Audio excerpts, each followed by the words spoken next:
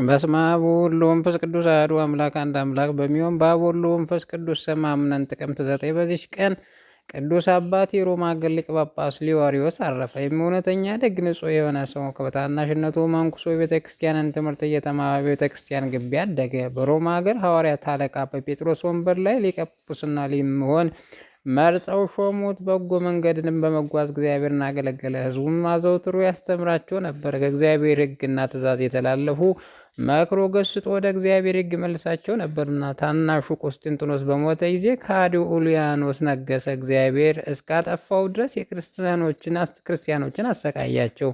ይህም ኡልያኖስ ቆስጠንጢኖስ የአባቱ እህት ልጅ ነው። መንግስቱ በያዘ ጊዜ ጣዖት ቤቶች በመክፈት የክርስቲያን ወገኖቹን ሁሉ አሰቃያቸው። ይህ አባት ሊዋሪዮስም ከሮማ ሀገር ወደ ቄሳሪያ በመጣ ከቅዱስ ባስልዮስ ጋርም ተገናኘ። ከታላቅ ስህተቱ እና ከክደቱ መክረው ይመልሱት ዘንድ ወደ ንጉሡ ኡልያኖስ ለመሄድ ሁለቱ ተስማሙ። እርሱ ከታናሽነቱ ጀምሮ እየተማሩ ከእርሱ ጋር በአንድነት ያደጉ ናቸው። ከዚያ በኋላ ተነስተው ሄዱ። ንጉሥ ኡልያኖስም ወዳለበት ደርሰው ከፊቱ ቆሙ።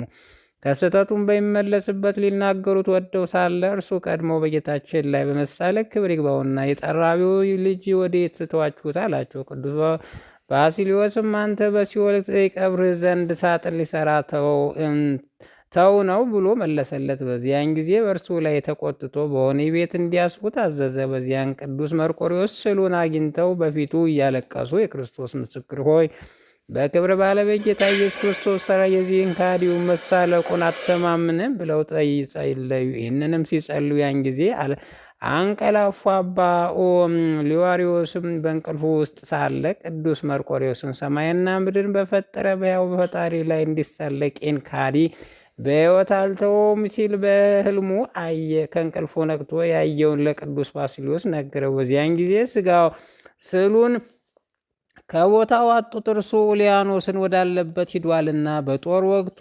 ለገደለው ወደ ቦታውም ተመልሶ ተሰቀለ።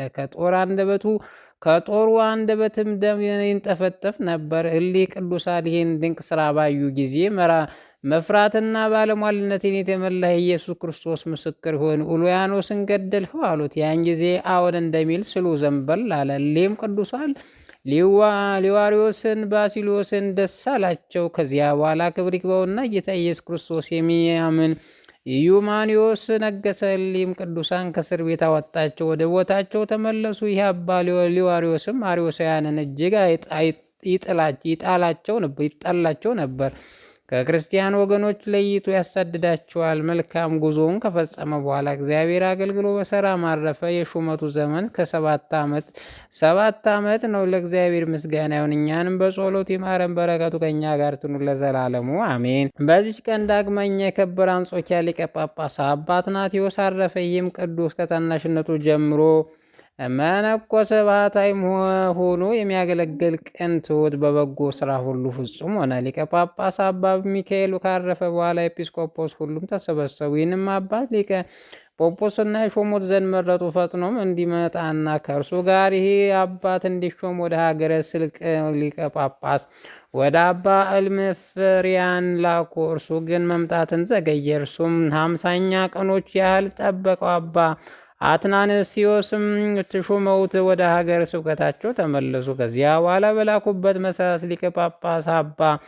እልመፍሪያን መጣ። ወደ ሶርያም ድንበር ሀገር አምድ ደርሶ ከአንድ ጳጳስ ጋር ተገናኘ። ያ ጳጳስም እርሱ መምጣቱን በዘገየ ጊዜ አባት አትናሲዮስን እንደ ሾሙት ነገረው። በሰማ ጊዜ እጅግ ተቆጣ፣ እንዲህም አለ፣ በእኛና በእናንተ መካከል ያለውን ሕግ እንዲህ ትሽራላችሁን? ይህን ብሎ በቁርባንም ቢሆን ወይም በማጠንት የአባት አትናሲዮስን ስም የሚጠራው ሁሉ አውግዞ ወደ ሀገሩ ተመለሰ። አባ አትናሲዮስንም ይህን ነገር በሰማ ጊዜ እጅግ አዘነ። ረዳቱም ጠርቶ እንዲህ አለው፣ ልቤ ትመርቅህ ዘንድ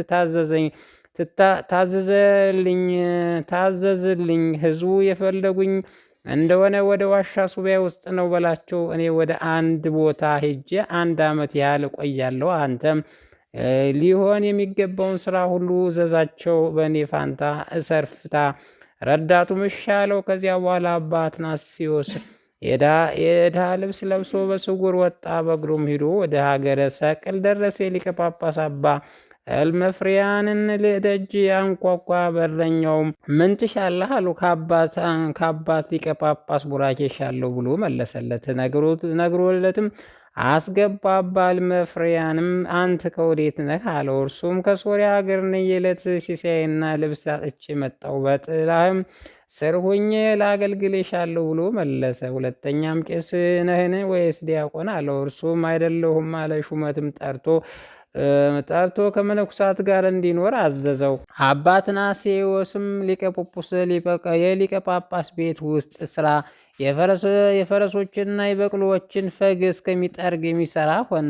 ይፈጫል፣ ውሃ ይቀዳል፣ እንጀራ ይጋግራል፣ ወጥ ይሰራል። ምንም ስራ አይቀረውም። እንዲህ ለመነኩሳቱ ቤቶቻቸውን ይጠርግላቸው፣ ውሃም ይቀዳላቸው፣ እሳትም ያነድላቸዋል።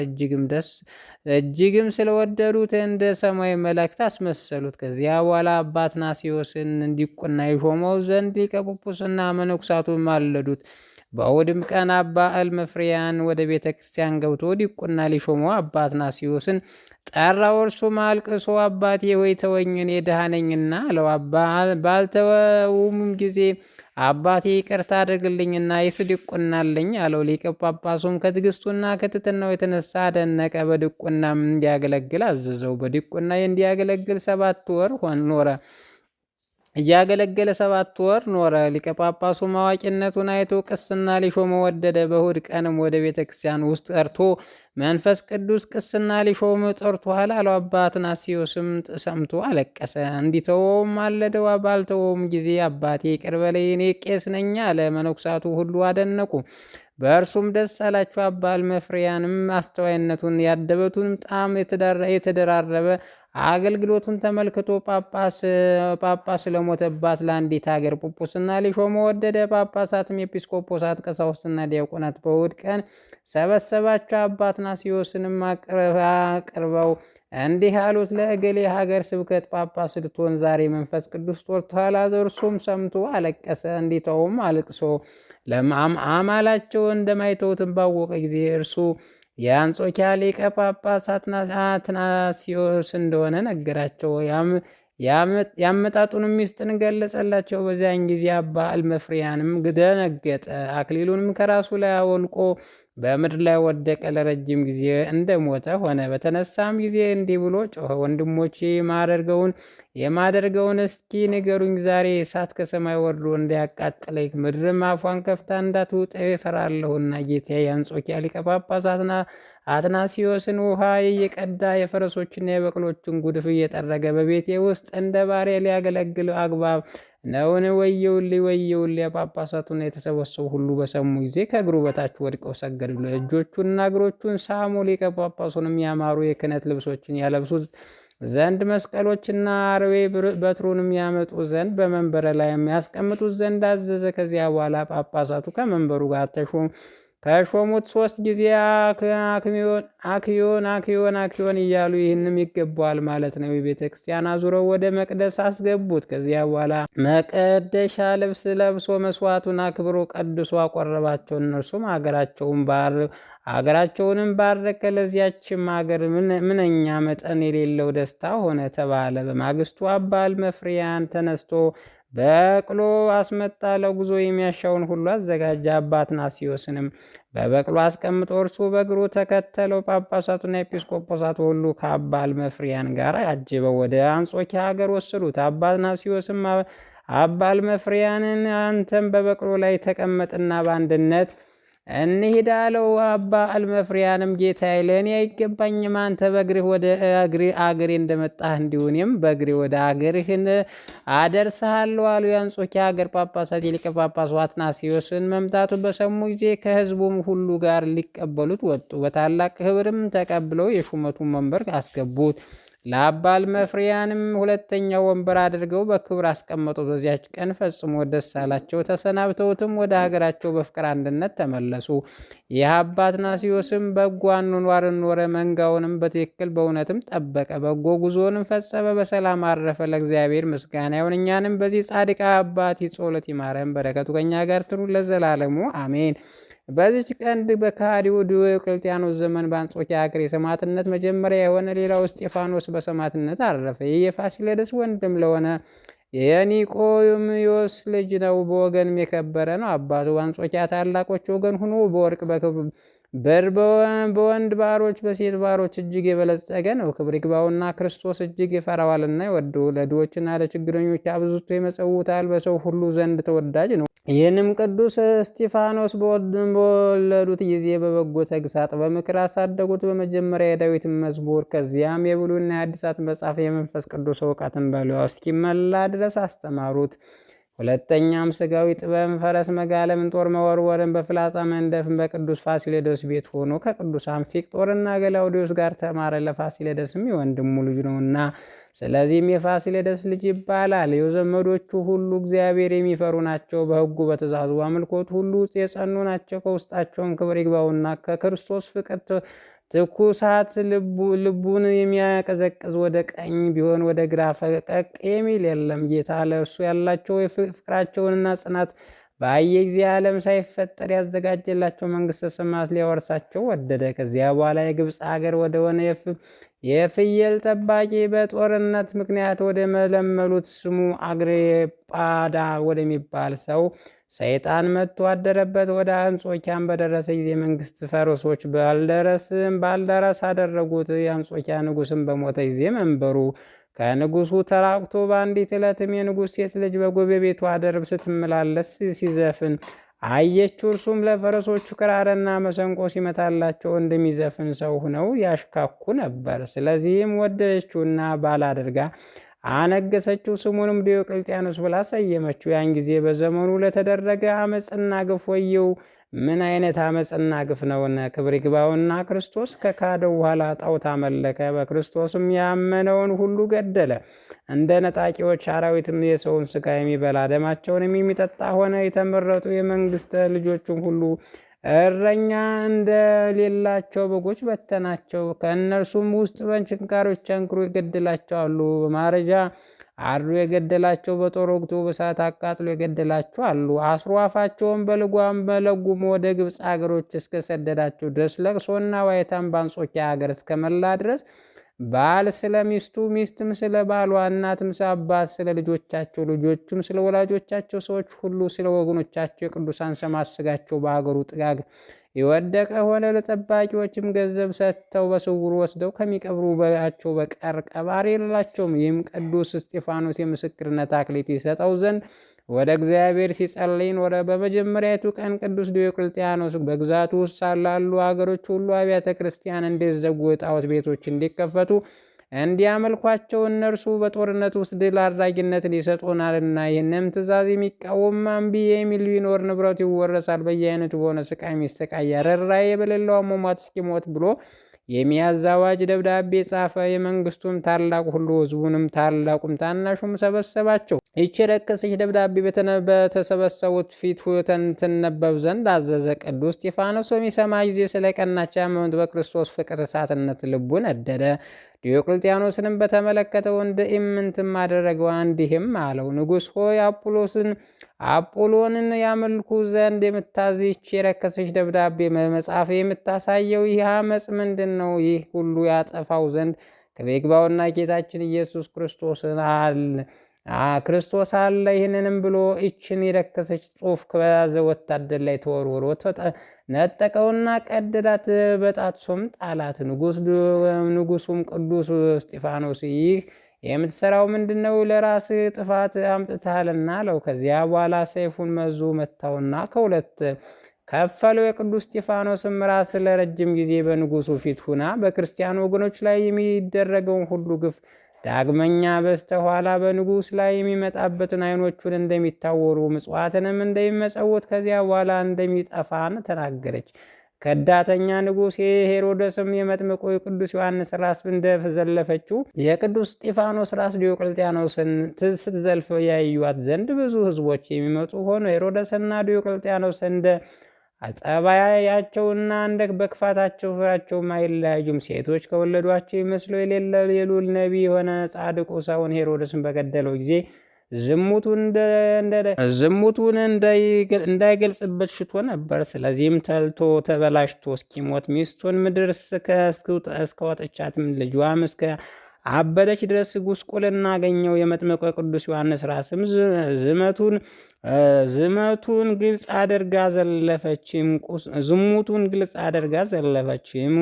ጎስቋላ ዲዮቅልጥያኖስ የረከሱ ጣዖትን አምልኮ ሊገለጥ የማይደበቀው ይኸው እግዚአብሔር አምልኮ ሊደበቅ ወዶ ቅዱስ እስጢፋኖስን ራሱን ቆረጠ። የቅዱስ እስጢፋኖስ ራስ ግን ዘለፈች። የአማልክቶችም የርኩሳን አጋንንት ማደሪያቸው እንደሆኑ ገለጸች፣ አሳፈረችውም። በምድር ውስጥ እንዲደፍኗትም አዘዘ። እሷም በምድር ውስጥ ደፈናት ሳለች ዝም አላለችም። 3 ቀን ያህል አብዝታ እየተናገረች ተዘልፈው ነበር። ሕዝቡ ሁሉ ይሰሟታል፣ እጅግም አፈረ።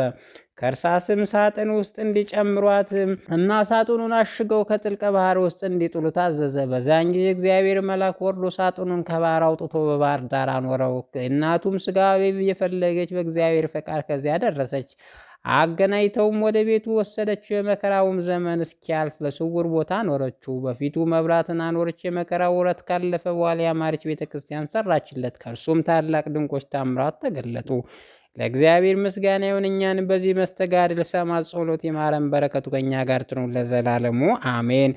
በዚች ቀን በደግ ሰው በኢዮብ ዘመን መንግስት በሊቀ ጳጳሱ በአባ ቄርሎስም የሹመት ዘመን በዓለም ውስጥ ፈጽሞ የሚያስደንቅ ሥራ ሆነ። በቀኑ እኩሌታ ፀሐይ ጨልሟልና ከዋክብትም ታዩ። ሌሊትም ሆኖባቸው ሰዎች ፋናዎች አበሩ። ታላቅ ፍርሃትም ፈርተውን ወደ እግዚአብሔር በመጮህ በፍጹም ልቦናቸው ለመኑት። ጌታችንም ወደ እነርሱ የጩኸቱንም ሰምቶ ያንን ጨለማ አስወገደላቸው። ፀሐይም እንደ ልማዷ ወጣ፣ ሁሉም ለዓለምን አበራ። ደስ ብሏቸውም ክብር ይግባውና ጌታችንን በፍጹም ልባቸው አመሰገኑት። ሕዝቡ ሁሉ ተሰብስበው ለእግዚአብሔር በዓል አደረጉ። ስለ ኃጢአታቸው አላጠፋቸውምና ፈጥኖም ይቅር አላቸው እንጂ ምስጋና በዝተው አመሰገኑ። ለእነርሱ ምስጋና ክብር ገንዘቡ ነውና ለዘላለሙ አሜን። በዚች ቀን ኤጲስቆጶስ ስምዖን የዕረፍቱ መታሰቢያ ነው። በረከቱ ከእኛ ጋር ትኑር ለዘላለሙ አሜን። በዚች ቀን በህንድ ሀገር ቅዱስ ሐዋርያ ቶማስ ላደረገው ድንቅ ታምር መታሰቢያ ነው። ይህም እንዲህ ነው። ሐዋርያ ቶማስ እንደ ባሪያ ተሽጦ ወደ ህንድ ሀገር ከአበስኔስ ጋር በገባ ጊዜ አበኔስ ወደ ንጉሱ ሳንዶፎር አቀረበውና አናጺ እንደሆነም ለንጉሱ ነገረው። ንጉሱን ስለሚችለው ሙያ ሐዋርያውን ጠየቀው። ቅዱስ ሐዋርያ ቶማስም እንዲህ ብሎ ለንጉሱ መለሰለት። እኔ የጥበብ ሥራ ሁሉ ቀንበሮችን፣ ሚዛኖችን፣ ሰረገላዎችን፣ መርከቦችን በግንብ ስራም ቤተ መንግስትን እሰራለሁ። ንጉሱም እጅግ ደስ አለው። ቤተ መንግስቱ እንዲሰራለት ከሚሻው ቦታ ወሰደውና በምን ወር ትሰራልኛለህ አለው። ሐዋርያው ከህዳር መባቻ ጀምሮ በሚያዝያ ወር እጨርስልሃለሁ አለው።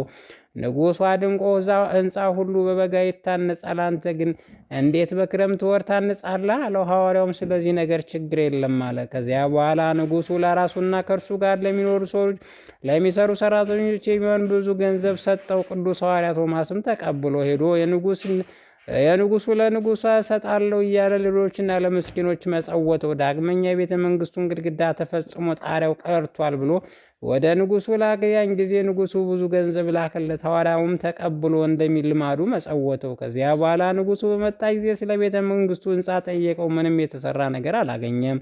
ነገር ግን ገንዘቡን ለድሆችና ምጽዋት ሆኖ እንደተበተነ ሰማ። እጅግም ተቆጣም። የሚገድለውም ነገር እስኪመክር ድረስ ሐዋርያ ቶማስን ካመጣው ከአበኔስ ጋር አወሰረው። በዚያች ሌሊት የንጉሥ ወንድም ጋዶን በድንገት ታመመና ሞተ። መላእክትም ነፍሱን ወስደው ተመሳሳይ የሌለው በወርቅና በዕንቁ የተሰራ ቤተ መንግስትን አሳዩአት። ጋዶንም መላእክትን ይህን ቤተ መንግስት የማን ነው አላቸው። መላእክትም ለጋዶ ለሐዋርያ ቶማስ ለንጉሥ ጎልዶፎር የሰራለት ነው አሉት። ከዚያ በኋላ ጋዶንም ከሙታን ተለይቶ ተነሳ። ያየውንም ሁሉ ለወንድሙ ለንጉሱ ጎልዶፎር ነገረው። በዚያን ጊዜ ወደ እስር ቤት ሮጠ። ቅዱስ ሐዋርያ ቶማስም አበኔስንንም ከወህኒ ቤት አወጣቸው።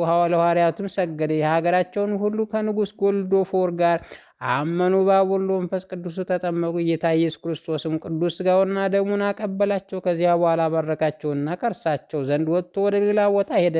ለእግዚአብሔር ምስጋና ይሁን። እኛንም በቅዱስ ሐዋርያ ቶማስ ጸሎት ይማረን፣ በረከቱ ከእኛ ጋር ትሉ ለዘላለሙ አሜን። በዚች ቀን ኢትዮጵያዊ ንጉሥ የዳዊት ዕረፍቱ መታሰቢያ ነው። በረከቱ ከእኛ ጋር ትኑ ለዘላለሙ አሜን። ጌታ ሆይ ከብልጽግናቸው ብዛት የተነሳ ብዙ መባ ካገቡት ይልቅ የዳዊቱን አነስተኛ ባንድ ተቀበል። ለሁል ጊዜ የሚያገለግሉን ኃይላዊት መላእክት እያሳሰቡ በችግር ጊዜ ማቀር ምስጋና ተቀበል። እናንተ ቅዱሳን ነቢያት፣ የወንጌል ሰባኪያን ሐዋርያት፣ ሰማዕታት፣ ጻድቃን፣ ትጉሃን መላእክት፣ ፍጹማን ደናግል እንዲሁም ደጋጎች መነኩሳት ልጅ አዋቂ ሳይል የምንሰበሰብበትን የጉባኤ ቦታ ባርኩ። የመጽሐፍ ወረቀት አዘጋጅቶ ብራና ዳምጾ የጻፈውን ያጻፈውን ከግዕዝ ወደ አማርኛ የተረጎመውን ቃለ ንባቡን በእርጋታ መንፈስና በተመስጦ ሕሊና ያዳመጠውን በደለኛ ሁሉ የምታስምር ጌታ እናቱ በማርያም ጸሎት ኢየሱስ ክርስቶስ በአንድነት ይማረን። ኢየሱስ ክርስቶስ በአንድነት ይማረን። ኢየሱስ ክርስቶስ በአንድነት ይማረን ለዘላለሙ አሜን።